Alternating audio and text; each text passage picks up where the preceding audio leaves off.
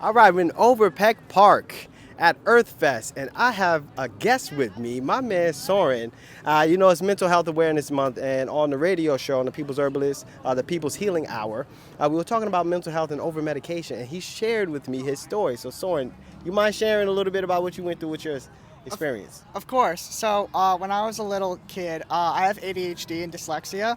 So I had to go to different classes. Like they'd pull me out of class to do like special reading or whatever. And because I had ADHD, like we would have our because they didn't want to crowd up the classrooms. We would have our lunch boxes like lined up outside of the hallway. And like when you're little, like somebody has to take you to go to the bathroom. So I'd be coming back and I would just like dive bomb all of the lunch boxes. I was just like a crazy little kid. So immediately they were like, we gotta put him on like medication. Like we gotta put him on ADHD medication. We gotta like try Ritalin. We gotta do this. And like, cause I couldn't swallow pills, so they got like a spoonful of ice cream and then they break the capsule on it. And like, all right, it made me focus, but I was like zombified, like completely like zombie. Like I'd be in the classroom and I'd just be like, oh, and like, yeah, like I could focus better, but it like just completely killed my spirit. Like my teachers could tell there'd be like, is something wrong? Like it wasn't it. And then like that was just the school. I'd come home, like I used to do all sorts of like crafts and stuff. Yeah. And like I'd come home and like I just couldn't do anything. Like I wasn't like an iPad kid, but all I could do was just like watch TV, watch screens. Like I didn't want to like do anything. Like I used to do arts and crafts and draw.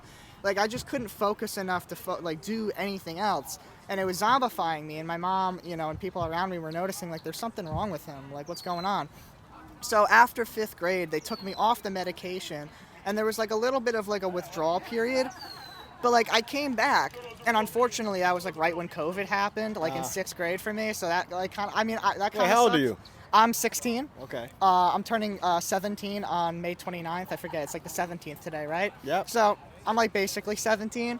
But like after I got off the medication, like I came back, and now like I will like refuse to take like medication for like ADHD or like dyslexia to like lock in and read, because I don't think, like especially kids with developing brains, I don't think that we have the science to prove that these things aren't damaging your brain.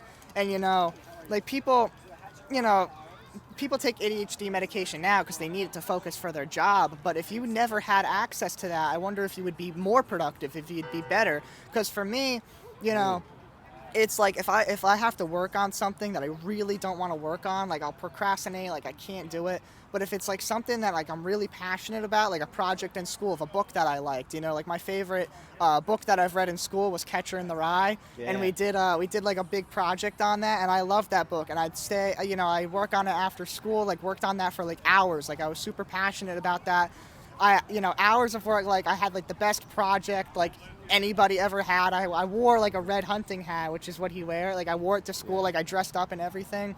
Like if I'm passionate about something, I could do it better than like the best people. Right. So I think like certain like disabilities, like I know it's cliche, but it's like certain disabilities really are abilities if you let them be. You just have to know how to use them in like a controlled environment. I don't think that's something that school teaches. I think it's like they set you up as like normal kids, like Right. people that can just sit in the classrooms, which is like the overwhelming majority. But every once in a while, you'll get somebody with like ADHD or maybe like autism or like something else that like it's not that they're unable to work or that they can't work. It's just like they can't work for you. In like that scenario, they need to have thing. their own creative like control. Yeah. Like I think about it. My favorite artist is Kanye West, Okay. right?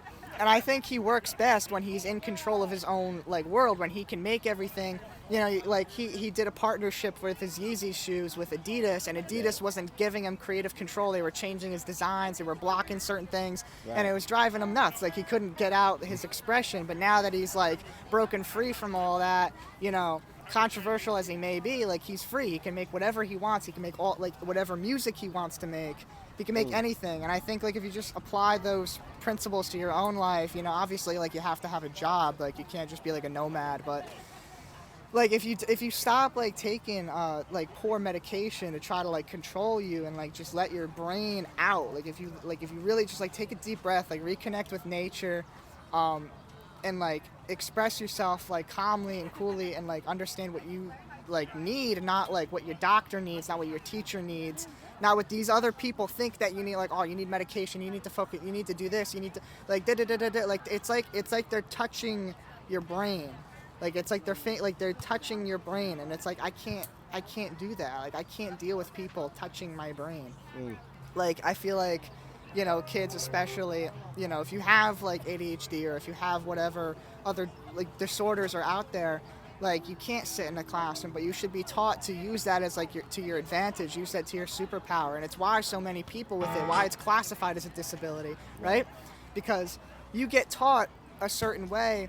You know, like if you're expecting apples and you're an orange, like they're gonna be like, what the hell is wrong with this orange? So it's like if you're taught the way that you're not supposed to be taught, you're gonna be dysfunctioning. You're not gonna do things right. You're not gonna be able to hold down a job. You're gonna be broke. You're not gonna be able to do things the way that you know you should be. You're gonna and you're gonna start being depressed. You're gonna be like, why can't I be successful? Right? And I think about it like everybody else is building cabins and like you know, one-story houses, and you're trying to build a mansion. So everybody's got their cabin, their log house. They got their house built or almost done. You know, especially in high school, it's like they got their shit together. You know, they got their house done. They're finishing up the roof, and you barely have the foundation down, and they're all looking at you like, what's wrong with him? But you're building a mansion, like you can't, you know. So Right. Yeah. Yo, I appreciate you for sharing your story, Soren. Thank you. Yeah, man. I Yo, hope that helps, you know, Heck yeah. people out there, you know, accept themselves and, you know, stop taking like Ritalin. Like, what the hell? that's the goal. Try not to stay stuck on the meds. You understand that they are useful in some cases, for some people, for some scenarios, but that's not a lifetime sentence that you want to set yourself up for. Reconnect with nature. You already know.